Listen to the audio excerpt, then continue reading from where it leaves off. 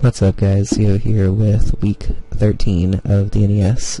Despite the record at the top, it's week 13. This week we are going up against the Golden State Luxrays, coached by Broods. His record's a little weird compared to ours because he's had a couple of games where they're still being determined who's supposed to be given the forfeit and stuff. So we'll be treating him as if he's 3-8 with minus 14. But despite his record, I'm not overlooking him at all. First of all, if we're going to make playoffs, we need to start winning pretty big. But beyond that, he has a team that actually has a lot of, individual threats that match up against me very well. So I have to be pretty careful, and I have to build a team that, finally has some synergy, because that's something that I have kind of been struggling with in the past couple weeks. At least to the level that I want it to be at. So quickly overviewing his team, because I've already done this team builder 3 times. Thunderous Eye is very good. That's why it's tier 1. It's supposed to be the better Thunderous of the two. After this season, I politely disagree. But Thunderous Eye is very good in its own right, because it can spam Prankster T-Wave, and also Prankster Sub, but it's mostly a Prankster T-Wave user. It's also a very fast Prankster T-Wave user, so it's going to outspeed a lot of my priority, which is kind of an issue. And I know from having Thunderous T that it has very good coverage, so I have to be pretty careful of a Life Orb set. He has a lot of other Choice Scarfers that I'd expect to see Choice Scarfed first, but if he decides to Choice Scarf Thunderous Eye and make it a special, or even a mixed Thunderous Eye, I guess, I could actually kind of be in a lot of trouble. I prepared for a lot of Scarfers this week, but a Scarf Thunderous could actually do quite a lot to my team. But outside of that, I feel like I wall Thunderous Eye pretty well between a couple of different things. Speaking of walls, Cresselia is fat. I feel like I don't really need to explain a lot more, but Cresselia can eat a stab knockoff, super effective, from Mega Absol, and just Moonlight up, and then just Boom Blast it back the next turn and kill it. So I have to be pretty careful. I have to be careful of a lot of his team. I don't know how many times I'm going to say that during this preview. But he has a lot of things that can very easily revenge kill me or come in and start setting up on me. So making sure I do everything right every turn this week is going to be pretty important. I'm definitely not overlooking Broods at all, because if he builds a team that I'm not expecting and starts trying to set up on me, I could be in a lot of trouble.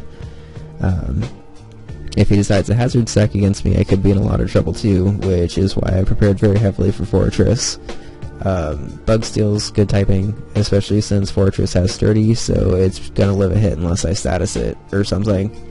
But it's gonna live a hit, and if he brings Sturdy Custat Berry, which allows him to basically have a priority move with Fortress if he's under 25%, he could try to get rocks up or get an explosion off that could do a lot of damage. So honestly, even though he's only brought it 4 weeks so far, I'm actually pretty scared of Fortress, even a little bit more so than Thunderous Eye. Hazard stacking somewhat affects some of the teams that I build, and then it affects a lot of the teams that I build. Or I don't know how I'm trying to word this, but hazard stacking has various effects against my team, where some weeks it works really well, and then some weeks it doesn't really work at all. And this week is kind of one of those weeks where it'll actually work a little bit better, because I'm not bringing Defog, and I have a couple things that are weak to rocks. So I have to be pretty careful to prevent him from getting them up. Whimsicott's pretty annoying, much like the rest of his team, I guess. Prankster, again, is annoying. Grass Fairy is good typing against my team. Whimsicott's actually pretty weak, to be honest, so I'm not really expecting it to be very offensive. I'm expecting more of a support one if he does bring it. But he doesn't really have room in his 6 mons that he can bring to really bring a whole lot of support, in my opinion. So if he doesn't bring Fortress, he could bring Whimsicott, but I'd be kind of surprised to see him bring both. I had lost my train of thought there, but I don't really think he's going to be bringing Whimsicott, I guess, is what I was going to say. Cofagrigus is someone that actually matches up well against me, though. It's very, very, very fat defensively, as opposed to special defensively. And with Will-O-Wisp and the team that I brought, he could actually spread quite a lot of burns and somewhat cripple my team. If he decides to be more offensive with it, I would be kind of surprised, but that could actually be bad too. If he brings like the Trick Room, Nasty Plot, Shadow Ball coverage move set, I guess, I would be pretty surprised, but B, it could prove to actually be very good for him this week, because I just realized as of recording this that I didn't actually prepare for that. But I'm pretty sure I have answers for it on my team. Moving on with what sure sounds like a very confident team builder already. I'm not really sure why he dropped Liepard for Grumpig. I guess he didn't really want 3 Prankster users, which makes sense. But Liepard's dark typing helped him a lot more than another bulky psychic type, in my opinion. I've used Grumpig enough in lower tiers to know that Thick Fat actually makes it pretty fat, especially defensively. But Cresselia is literally like the definition of fat psychic type, so I don't really know why you wouldn't need another one. The only week he's brought it was against Super Nerd, and Super Nerd kind of played around it well enough that I'm not super afraid of it. We honestly didn't even practice against it this week, but I did calcs enough to know that if he brings it over Cresselia, I'm very happy. And if he brings both, I'm even happier, because Mega Absol's going to start putting in a lot of work. Speaking of Megas, Mega Venusaur is something that I actually thought about drafting this year. He beat me to it, because he just had a higher draft fate than me, so whatever. But it only has 2 weaknesses after it Mega Evolves due to Thick Fat. Thick Fat takes away its fire and ice weaknesses and makes it neutral to it. It still says it's super effective, but it's basically like a neutral hit. So I have things on my team to handle its other weaknesses, I guess. I unfortunately wasn't able to bring a Sap Sip or Miltank this week to handle its Grass Stab, so that could be kind of annoying. But I have other ways around it. I'm not going to let it sit there and Leech Seed me, or Leech Seed stall me, I guess. Another wall that he could bring against me this week, which he actually doesn't really seem to care for given how much he's brought it this season, is Suicune. I think I actually match up very well against Suicune, pretty much because I have a Vaporeon, and unlike last week, I'm actually bringing Vaporeon, so I don't have to worry about trying to outsmart him by him knowing that I have it, so he won't bring it. So because he's not going to bring Suicune, I'm not going to bring Vaporeon, I'm not doing that this week. I did that last week with Volcanion, and then he brought Volcanion, and it did quite a lot of work to me, so I'm not overthinking things this week. And finally, his last 3 Mons are all kind of similar, despite being different typing. They're all very physically offensive. They're all pretty good Scarfers. They're all pretty good Life Orb users, I guess. And they're all basically just like late game cleanup or early game nukes to try to break down my team. Staraptor actually does more work than the other 2, surprisingly. A Reckless Brave Bird, even to the direct answers I have to it, still does way too much damage. But there's not really a whole lot of switch-ins to a Reckless Brave Bird from a Staraptor anyway, so I don't feel too bad about it. I actually do match up very well against Darmanitan between Vaporeon and Spoilers Miltank, which I'm both bringing in this week. Both pretty much wall it, and it's pretty one-dimensional, especially how he's brought it. It's mostly been a Scarfer or a Life Orb. And if it's Scarfed, it doesn't do enough damage to kill Miltank, and if it's Life Orb, it doesn't outspeed Mega Absol, who kills it. So I could just play around it after I figure out which one it is, pretty much. Hitmonlee has mostly been the Unburden late game sweeper set. I have a direct switch into that, and as long as I don't let him activate Unburden, which will mostly be done by a normal gem fake out, then I should be okay. I do have an answer actually on my team if he does get up to +2, but it's not ideal, I guess. So before I switch over to what I'm bringing this week, I am almost 100% sure he's bringing Cresselia and Mega Venusaur. I would be shocked if he didn't bring Darmanitan, and I'd be pretty surprised if he didn't bring Thunderous Eye and Fortress. Is that 6? No. And he could bring... It kind of depends on if he wants to go more bulky or more offensive against me. If he goes more offensive, I can see him also bringing Staraptor. If he goes defensive, I could see him bringing Cofagrigus, and I don't really see him bringing the other ones, to be honest, given how they match up against my team, but anything's possible, I guess. Alright, so I'm going to go ahead and switch over to the other one now. Alright, and before we get started, I guess I should probably say that I'm actually very proud of this team.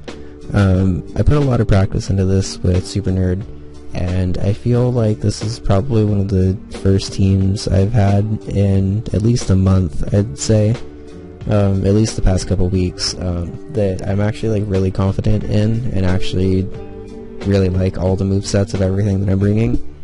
So that's nice, I guess. Starting off here, we have Mega Skrillex, the Absol. I feel like I'm starting to get more comfortable with Mega Absol. I didn't really like it too much early in the season because it was really frail, and I mean, it's not like it's gotten any bulkier or anything, but I guess I've just kind of learned not to just bring it out whenever. I feel kind of weird not bringing Sucker Punch because I do like having the priority on it, especially with how much damage it does. But I needed Knockoff, and I needed Psycho Cut to be able to hit Hitmonlee and Mega Venusaur for good damage. Flamethrower is there 100% for Fortress because it brings it down to Sturdy. If it's Overcoat, it kills it, but I would be very surprised if he brought Overcoat against me. I guess it could be a switch in to Spore spam, which I have done before, but I would be very surprised if he didn't bring Sturdy. But my main plan for this is to actually lead Absol this week, especially if I see Fortress. If I don't see Fortress, then I probably won't lead Absol and we'll find another lead. But Flamethrower is there to bring it down to Sturdy and force it to use its Gustat Berry, at which point I can protect and hopefully let it explode and kill itself. I don't see it going for hazards as long as Mega Absol's there. If it does, great, then I get to bounce him back. But that's really my only form of hazard prevention this week, so I have to be pretty careful. Next up is a brand new member to the team, and someone I've honestly actually never used before this week, but I'm very, very happy with how it's performed against this team. Presenting Leela the Dusclops.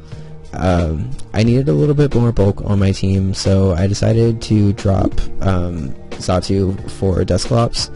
I really, really wanted to pull off a sweep with Xatu, but it just never really worked out for me, and looking ahead at the teams that I'm facing, it didn't really look like it was going to work for the rest of the season, so I decided to get a bulky ghost type. Base 130 defenses with a Violite, which boosts their defense by 1.5, means that this thing very rarely dies. The only thing it doesn't switch into this week is our Darmanitan Flare Blitz, because Flare Blitz doesn't do very much recoil to Darmanitan because of my low HP. But basically every other thing on my team Dusclops can switch into, and either Pain Split to get back health, or Will-O-Wisp to burn it, or if it's Cresselia, I can start Calm Minding against it, which is pretty exciting. I thought about running Shadow Sneak, but honestly, it just made more sense to run Calm Mind and be able to set up alongside Cresselia if it starts thinking that it can wall me, because honestly, most of the time it can. Like all Dusclops can normally do against it is just Pain Split and like maybe Nightshade it or something, but that's not really going to do a lot. But Calm Mind Hex, if I burn Cresselia, Hex changes from a base 65 move to a base 130 move, so that's nice. And burn obviously just does residual damage. So I'm pretty excited to bring Dusclops because I think it's going to actually wall Cresselia pretty well. It's not going to wall Cofagrigus quite as well, just because Cofagrigus can hit me back pretty hard. But Hex is going to do a lot back to Cofagrigus because it's special, so that's kind of nice. and Grumpig, I guess, gets walled by this. Again, I didn't really prepare very much for Grumpig, if I'm being honest. But the main reason I wanted to bring this actually was for Hitmonlee to avoid fake out spam. But when I was looking over my roster for the final weeks of the season, I realized that I actually had nothing to prevent a fake out spam, especially after I dropped Spiritomb. So I had to be pretty careful and pick up Dusclops, I guess is what I'm getting at. So very excited to bring it this week, and as soon as I saw the team that I was playing, I realized that it was going to be very important. Vaporeon's kind of like a secondary wall this week to both Layla and Melissa. I honestly don't actually need it to switch into anything, but because I don't need it to switch into anything, I'm actually pretty excited to see what kind of work it can put in. Skull just happens to hit pretty much everything on his team. Toxic's there for everything but Fortress, because everything else gets worn down pretty easily. Wish is there to restore health, obviously. Wish passing is kind of hard this week from what I saw in practice, so I'm not really expecting to be able to do that. And Roar is there for phasing out Hitmonlee after it gets up to +2 if it does. Phasing out Cresselia if it starts setting up and all my other answers to it are dead, I guess. Or just phasing out for Rocks, because I do have Stealth Rocks on this team too. So, next up is Clamps, who I've actually ended up relying on a lot more than I thought I would have the past couple of weeks. So this week I'm just trying to go a little bit more bulky offense with him. My speed investment allows me to outspeed Cresselia, I think, is what I crept it to. And with the coverage that I have, I'm able to 2-hit KO pretty much anything on his team.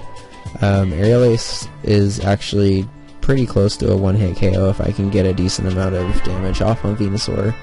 Like, I think it does closer to like 70% or something. So I'm looking for Clamps to kind of be like a mid-game just damage dealer, I guess. He's not really like a late game cleanup unless I need him for bullet punch spam and stuff. But I expect him to be able to come in the middle of the game after I get a clean switch or something and be able to dent one of his fat walls on his team.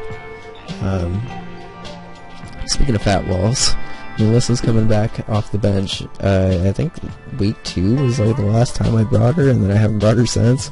Like, I brought her the first 2 weeks and then like didn't bring her again. I didn't forget about her, she just didn't really have like the greatest matchup, and she was honestly kind of like the 6th or 7th Mon I would bring most weeks, or like the 7th or 8th Mon I would bring most weeks, but since I can only bring 6, she's kind of got left out. But pretty standard Miltank this week happens to do a lot of work, specifically against Darmanitan, because I don't take 50% damage from anything that he does except for Superpower, and even Superpower doesn't OHKO as long as I'm at full. But if I can scout his set and see that he's Scarfed or something, well, this is basically a free switch to get Rocks up. Rocks are at Thunderous Eye, Darmanitan, Staraptor, and I believe they hurt everything else neutrally, except for Suicune, I think. But yeah, anyway, Rocks do a lot, and Toxic wears down the stuff that it doesn't really do a lot to. I'm not really expecting to have to stall with Melissa, but I sure can this week. And 163 speed allows me to outspeed, what did I creep for that? Might have been a max speed Hitmonlee? I don't exactly remember what I crept for this, but I wanted to be fast this week. And finally we have the set that I'm actually most proud of this week. I'm proud of a lot of these sets this week because I put a lot of work into manipulating the team, but this is one of the first things that I actually settled on. Safety Goggles is an item that makes you immune to powder moves. It also makes you immune to weather damage, but that's not why I brought it. I brought Safety Goggles specifically so I can switch in to Mega Venusaur, and if it tries to Sun Spore me or Sleep Powder me, same thing for Whimsicott actually, if they try to go for Stun Spore or Sleep Powder or something like that to try to prevent me from being able to pivot around because they think like I'm a Choice Scarf set or something, I can either go for an Agility to raise my speed by 2 stages, or a Nasty Plot to raise my special attack by 2 stages. I noticed during games that it was pretty hard to set up both, but if I managed to set up both, I literally just like OHKO everything on his team with Thunderbolt or HP Flying. There's really not much he can do, but even if I get one set up, an Agility allows me to outspeed everything on his team, including a Scarf Thunderous Eye and a Hitmonlee that's Unburden boosted. So that's pretty nice, and Nasty Plot allows me to 2-hit KO at least everything on his team, and 1-KO pretty much everything but Cresselia. Maybe Grumpig too, I guess, but everything else just drops right away. So I'm looking for Sock and Boppers to kind of be the late game sweeper. Hopefully after I've gotten Cresselia down, because that means I can more easily go for an Agility over a Nasty Plot. Agility is pretty important this week. Nasty Plot's kind of like, if I'm able to go for it, I will. But Agility allows me to outspeed everything that I need to, and just nuke something, pretty much. So yeah. I actually haven't played the Luxrace yet. I'm gonna go ahead and break the 4th wall for all season, and say that this is the first team builder that I've done before the battle. I'm recording this Friday night, and I actually don't know when I'm battling Broods, to be honest. So I'll probably upload this either the day I battle him or the day before I battle him or something. Well, I guess it'd make more sense to upload it after I battle him. Never mind. I will see you guys next time.